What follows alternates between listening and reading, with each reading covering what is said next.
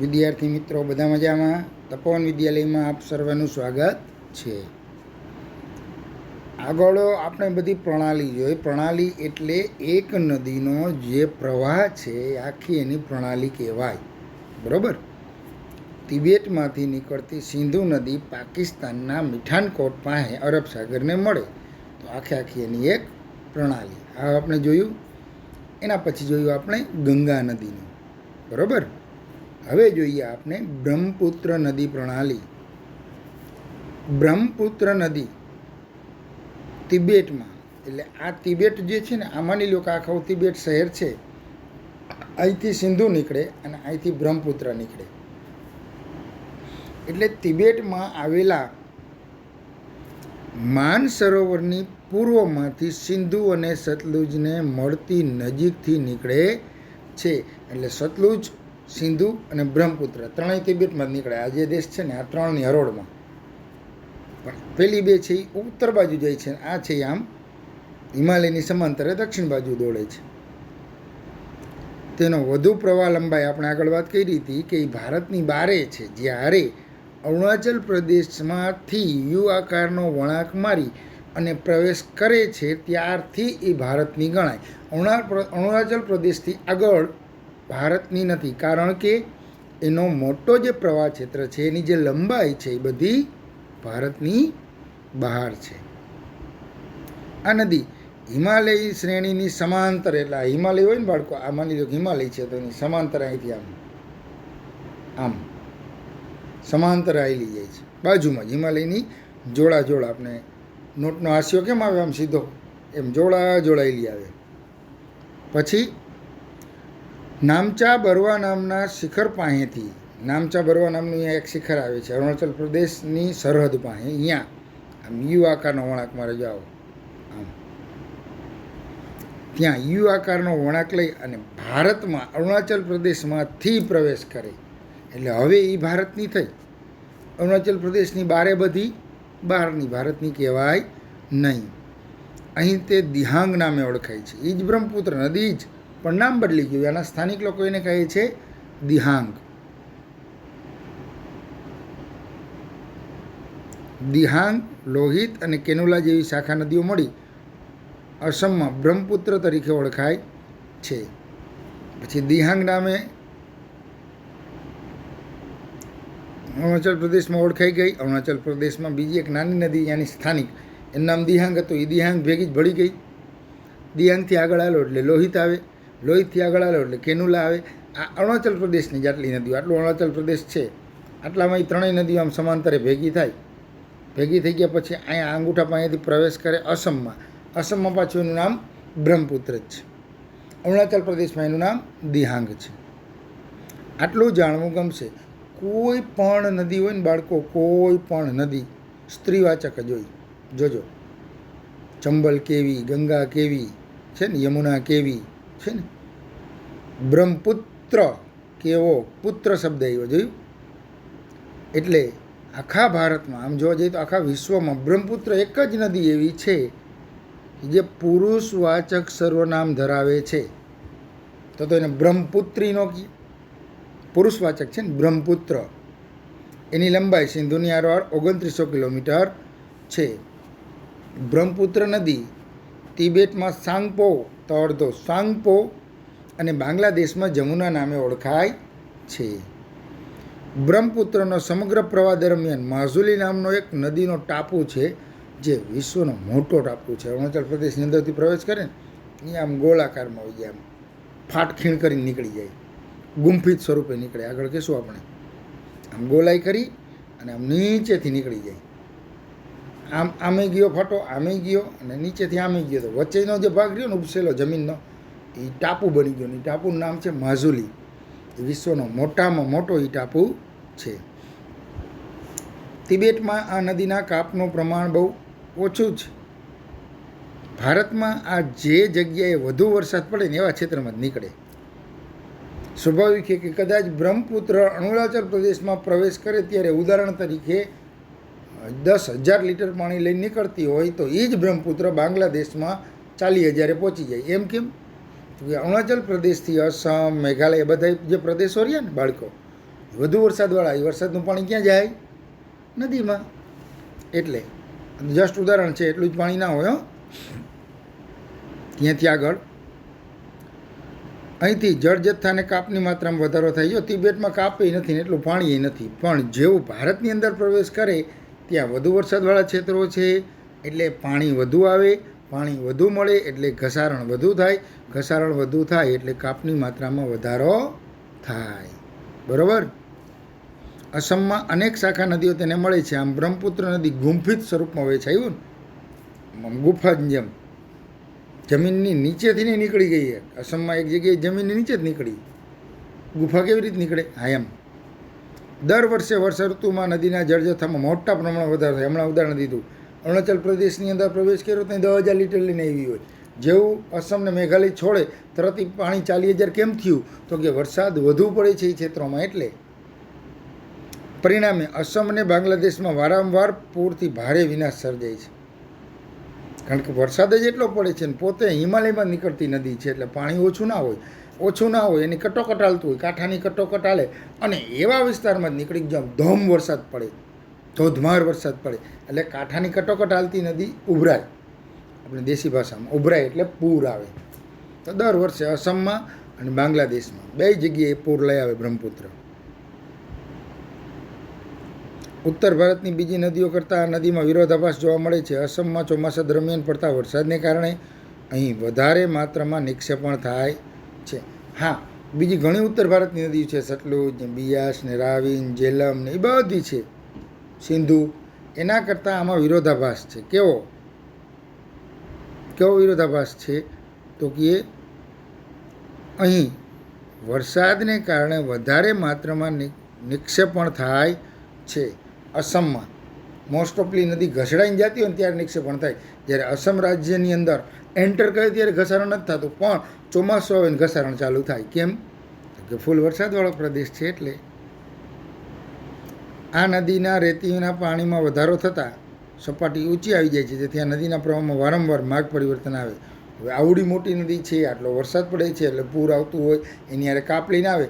બાળકો, પાણીનો એક નિયમ છે, કાપ જ્યાં નાખી દે ને એ જરાક ઊંચો ઢગલો થઈ જાય ને પછી મારા ગામ કરી નાખે નદી.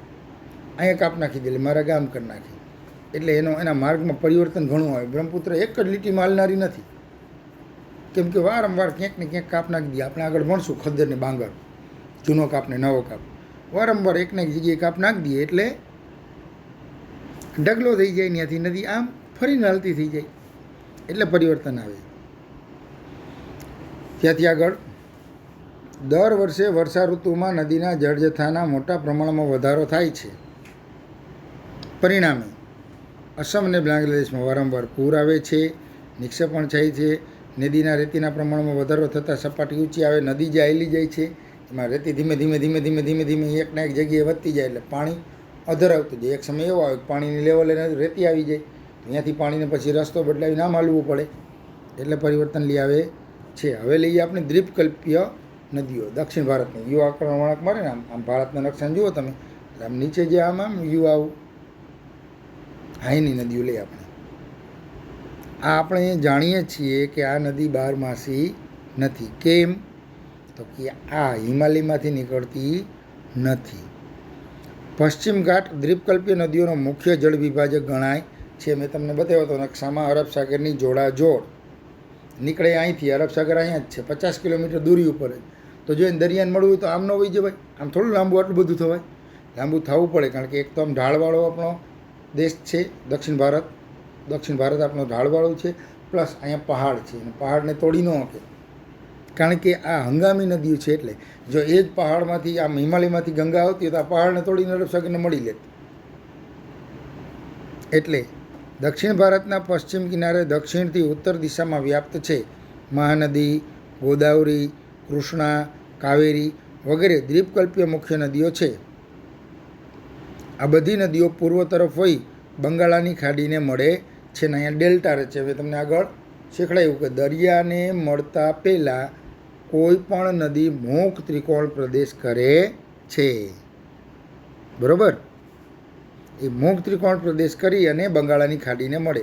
નહીંતર ઘણું અંતર છે, અહીંથી હાલતી થતી ઠેઠ અહીંયા જાય છે. અને આમ તો મેં તમને કીધું ને આટલું જ અંતર હેલ્યો, આટલું જ. નકશામાં જોવા જાવ તો એ 50 કિલોમીટર માંડ થાય. એ પહાડ તોડીને અમને વહી જાય. અરબ સાગર અહીંયા હતો જ, અને સાગરને જ મળવું હતું તો મળી લેવાય ને, પણ નથી કરી શકતું. એનું કારણ જળ વિભાજક, પહેલી આકૃતિ, વિભાગ અ, વિભાગ બ, વચ્ચેનો ટેકરો. પાણી તો હરખું જ છે બેયમાં, વચ્ચેનો ટેકરો, જેના કારણે એ અરબ સાગરમાં મળી શકતી નથી. બરોબર. પશ્ચિમ ઘાટની પશ્ચિમ અનેક નદીઓ વહે છે. અલબત્ત નર્મદા અને તાપીને બાદ કરતાં બધી જ નદીઓ પશ્ચિમમાંથી નીકળીને પૂર્વમાં જાય છે. આમ બંગાળાની ખાડી પર પશ્ચિમ બંગાળ છે ને ભારતની પૂર્વ દિશામાં આવેલું, યાદ રાખજો બાળકો.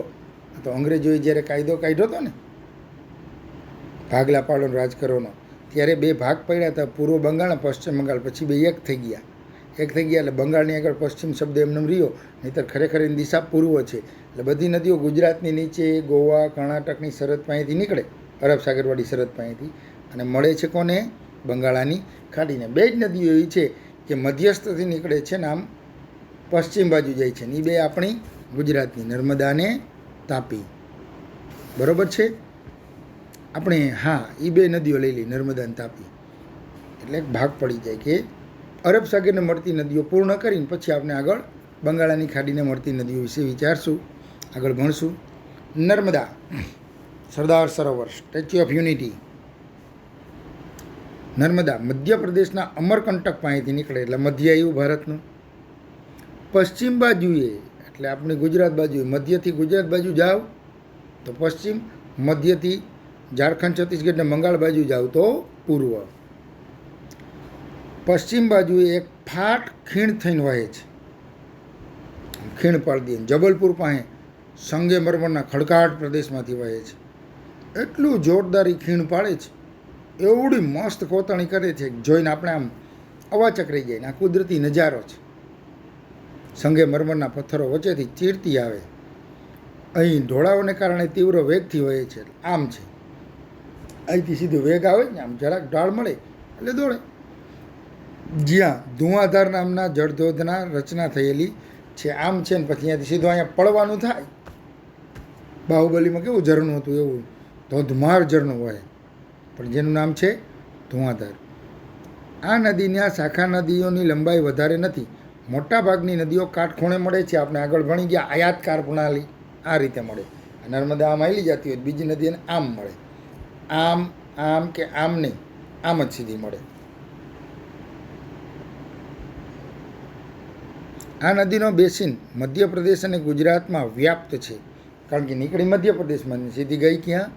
ગુજરાતમાં. અને એની લંબાઈ છે 13-12, એટલે કે 1312 કિલોમીટર. ભરપૂર પાણીવાળી નદી છે. પરિણામે આપણે આ નદીઓનું બીજી નદી અરે જોડાણ કરી દીધું. જળપ્લાવિત ક્ષેત્ર એકમ બનાવ્યું, જે 10માં તમને ભણાવીશું. જળપ્લાવિત ક્ષેત્ર એકમ 1312 કિલોમીટર છે. તાપી બેસિન મધ્યપ્રદેશના સાતપુડાની ગિરિમાળા, વિંધ્યાચળની નીચે, તમે 7મા અને 8મામાં ભણી ગયા. વિંધ્યાચળની ગિરિમાળાની નીચે અમરકંટકથી સાઈડમાં સાતપુડાની જે ગિરિમાળા છે અહીંયાથી તાપી નીકળે.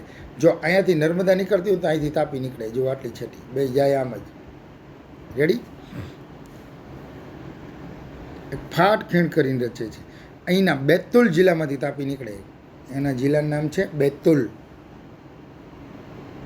ઓલી યાદ રાખજો, મધ્યપ્રદેશનું અમરકંટક. આ સાતપુડાની ગિરિમાળા પણ એનો એક જિલ્લાનો વિસ્તાર તો આવતો હોય ને. આપણે કેમ કે ગિરનાર કોનો, તો એ જિલ્લો જુનાગઢ જ કહેવું પડે આપણે. ગિરનાર જુનાગઢનો, ભલે ગુજરાતનો ખરો, ભારતનોય ખરો, પણ નાના એકમના વિસ્તારથી વાત કરી તો ગિરનારમાંથી નીકળતું એક ઝરણું, હિરણ નદી ક્યાંથી નીકળે તો કે ગિરનારમાંથી, જુનાગઢ જિલ્લામાં આવેલા ગિરનાર પર્વતમાંથી. એવી રીતે બેતુલ જિલ્લામાં આવેલા સાતપુડાની જે ગિરિમાળા છે ત્યાંથી તાપી નીકળે છે. તે નર્મદાની સમાંતર, મેં તમને કીધું ને, અહીંથી આમ નર્મદા આવેલી જતી હોય, અહીંથી આમ તાપી આમ હારવાર આવેલી જાય, સમાંતર હાલે. હા, નર્મદા આમ દૂરથી આમ જાય છે, તાપી અહીંથી આમ વહી જાય, મહારાષ્ટ્રમાં જ થઈને.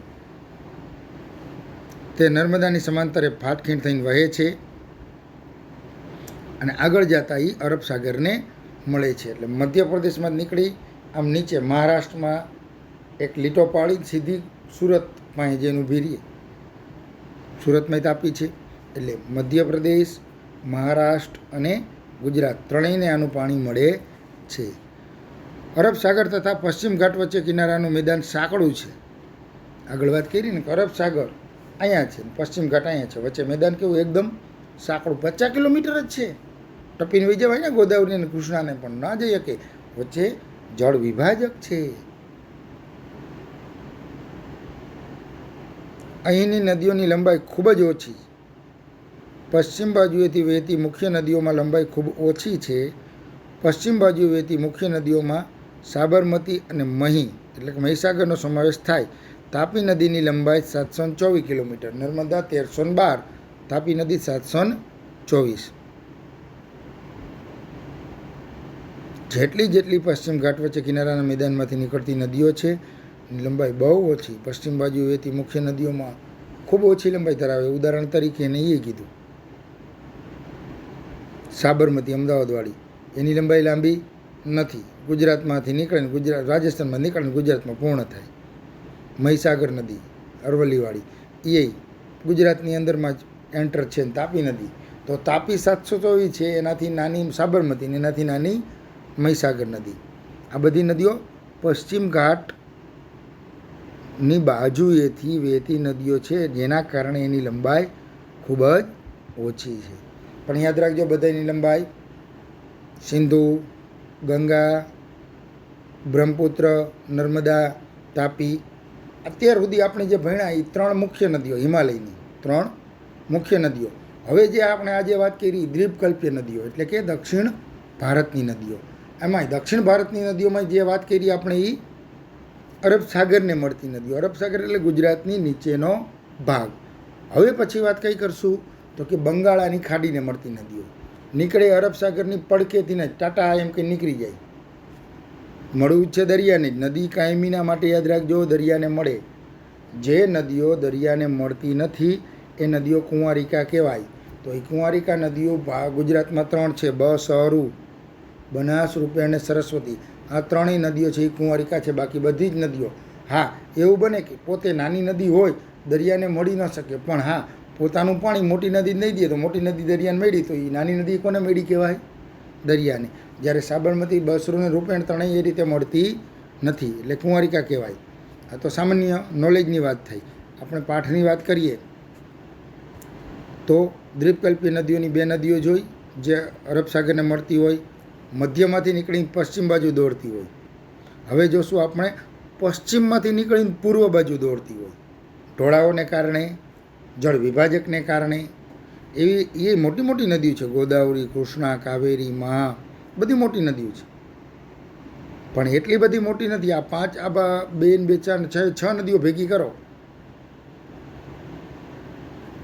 કાવેરી, કૃષ્ણા, મહાનદી, ગોદાવરી, તાપી, નર્મદા, બધી નદીઓનું એક ઠેકાણે પાણી ભેગું કરો, ખાલી કાલ્પનિક વાત કરું, બરાબર બ્રહ્મપુત્ર અરુણાચલ પ્રદેશ અસમનું થાય.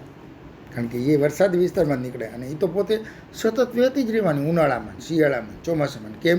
વરસાદને કારણે, બરફ પીગળવાને કારણે. અને એ ટેકો નથી, અને હિમાલયનો ટેકો નથી. તો હવે પછી આપણે વાત કરીશું ગોદાવરી અને મહાનદી, કૃષ્ણા, કાવેરી બેસિનની.